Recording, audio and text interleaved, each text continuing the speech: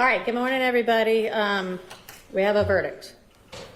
We have two verdicts. And I do not want there to be any kind of disruption or disturbance in court, regardless of what this verdict is with regard to him. Okay. And then Mr. Stillwell's is dated today. Okay. All right, Mr. Kendrick. You have been found not guilty on all charges. Mr. Stillwell, can you please stand? You have been found guilty on count 64, possession of a firearm by a convicted felon, and not guilty on every other charge.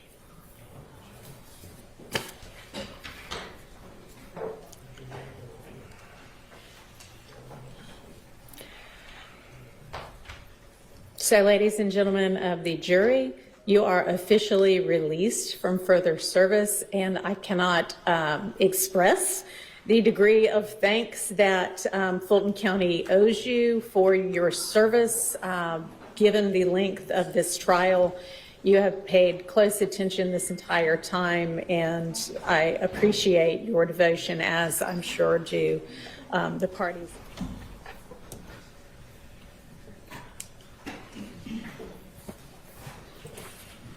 All right, so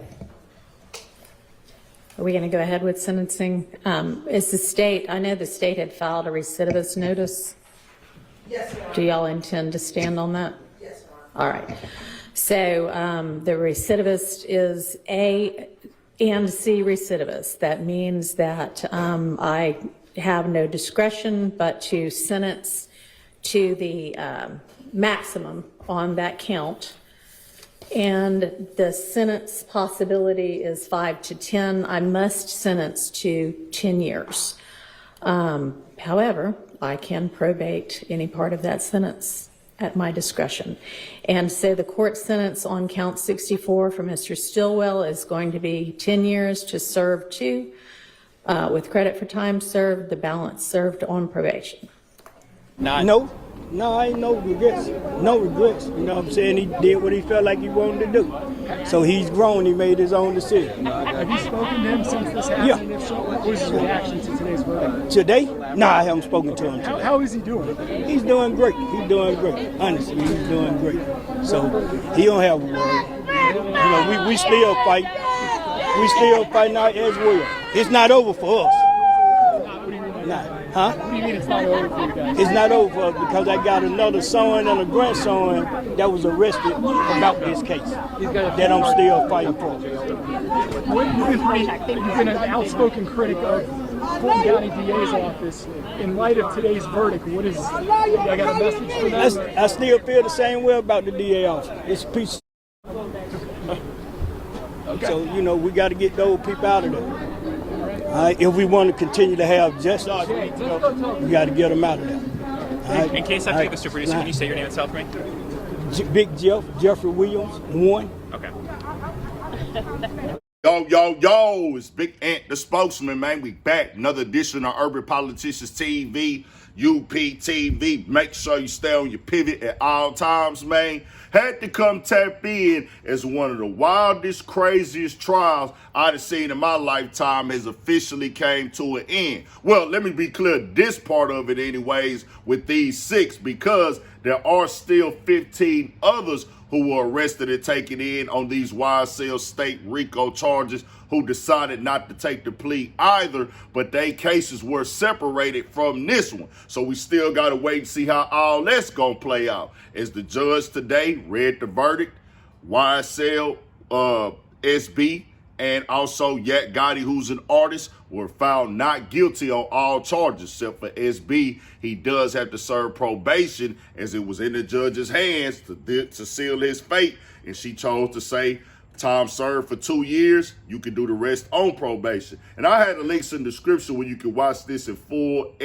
from Law and Crime Trials. They was there in real time inside of the courtroom. Other platforms been there streaming it as well in real time. And also the clip at the end from Young Thug Pops, who spoke outside of the courtroom, said he still had fights to go with his other kids with this, And you heard him directly take some shots at the district attorney and how everything played out with this case. And I'm going to get into a little bit of this write-up in just a second, who explained things and more with the district attorney from their standpoint as they talk to other people out there.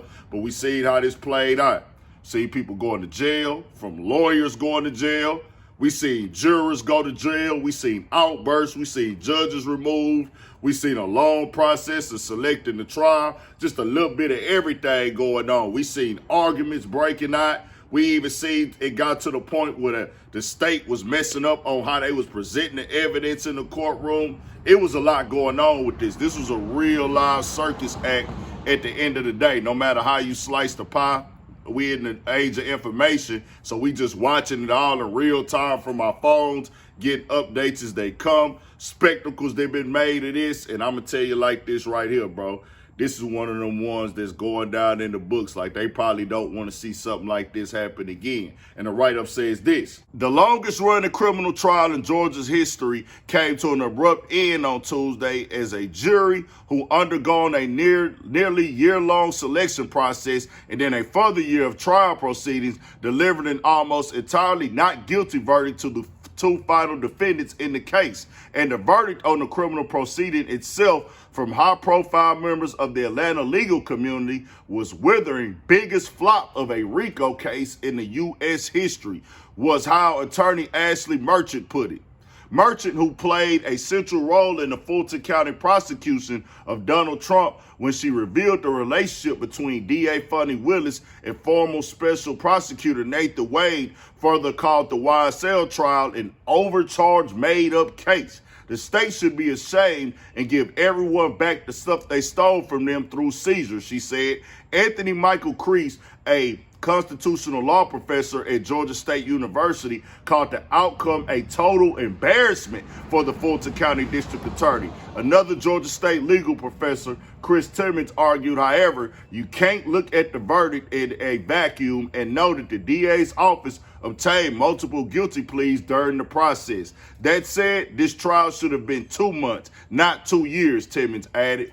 Now, as y'all see right there, certain people did take plea deals in this case. Those do count as convictions, and the time of those plea deals are years of conviction on these cases. So documentation-wise, they did get convictions out of this case. But in the end, the other ones got no-low pleas, meaning, hey, our plea deals, yeah, we convicted, but we're not really saying we officially did these crimes and everything. Now, the ones that played out before trial, that's a different story. They took the plea deals for what they took them for. They got convicted felon charges on those for that, and it is documented that they did do those crimes because they pled guilty to those, just keeping it all the way 1,000. Now, it's several layers to it. Young Thug still going to be on probation. Who knows? Should he have rolled it out? Should he have tried to keep fighting? You can say what you would have did in that situation, bro, but when you're back up against the wall, you look at it like, hey, bro, it's a no contest plea. I go take this and go ahead and get out the way. Why risk it? But these two, the deals that they were offering for them with the murders that they was accused with, they was like, nah, we gonna go ahead and go for the gusto. Both found innocent and everything like that. So we'll see how it play out in the later coming weeks of this. We still got 15 others who decided not to take the plea as well.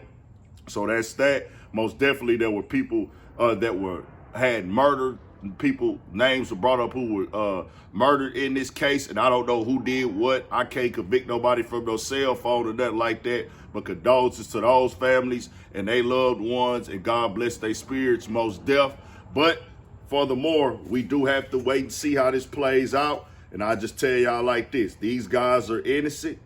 They were found innocent in the court of law. I don't make the decisions here. That's that. We're going to separate the other 15. They still got to wait their days, but we've seen these storylines before. This is that other side of it, bro. You see their relief on their face, what they was going through. That's the side that don't really get talked about. The side where, nigga, your life is on the line. Everything you fight for, your kids, your families, your loved ones, the people that care about you, it's all there in that moment where these people have the power to take that away from you. This is why I say the goal is to stay out these people's way, stay out that mix of getting into that violence. I understand some niggas got to grind. They got to get it. That's how they feed their family. That's cool. Do what you got to do. You do that take care of your business with that. But the crashing out, the stepping, the sliding, the banging, this getting on the internet, promoting this and wanting it to be known and seen for the attention, you doing all that. Not saying they was doing that, but I'm just saying we've seen this before. And we've seen how the outcome didn't happen before. Even with people that are not rappers. It's not worth it. Most definitely stay out the way. Forget being a part of that system. Because you know when you are in the system, you're nothing but their property, bro. And they get paid off of you. They getting money off of you, but they not sending your family no money. Your kids, the people that need you, that care about you, depend on you. The people that care about you, even if you got $1 in your pocket. They separate you from them, put you in this hole, put you in these bars, put you in a bed that is metal and steel and treat you like you less than a human. That ain't how life's supposed to go, and that's not a place for niggas in this culture, this community, or none of that. So tell me what y'all think. We got more coming, more videos, all that. 1,000 for shit show. Stay on your pivot.